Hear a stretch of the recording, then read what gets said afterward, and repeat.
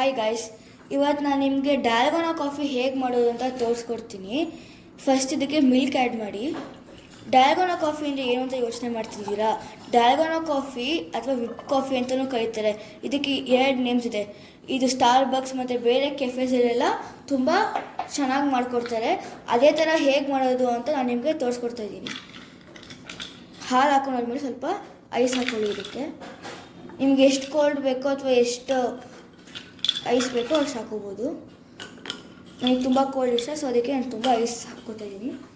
Ice ಹಾಕೊಂಡಾದ್ಮೇಲೆ whip coffee ಹಾಕೋತಾ ಇದ್ದೀನಿ.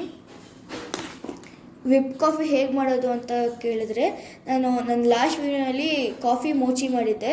ಆ ವಿಡಿಯೋ ನೋಡಿದ್ರೆ ನಿಮಗೆ ವಿಪ್ ಕಾಫಿ ಹೇಗೆ ಮಾಡೋದು ಅಂತ ಗೊತ್ತಾಗುತ್ತೆ. ನಿಮ್ಗೆ ಆ ವಿಡಿಯೋ ಸಿಗಲಿಲ್ಲ ಅಂದರೆ ನಾನು ಇದೇ ವಿಡಿಯೋ ಡಿಸ್ಕ್ರಿಪ್ಷನಲ್ಲಿ ಮೆನ್ಷನ್ ಮಾಡಿರ್ತೀನಿ, ಹೋಗ್ಬಿಟ್ಟು ನೋಡಿ.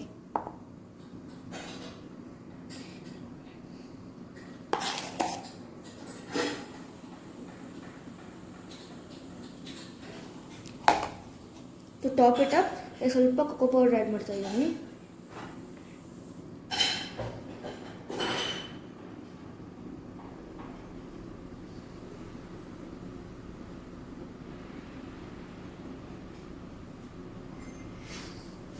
ನೋಡಿ ಎಷ್ಟು ಚೆನ್ನಾಗಿದೆ.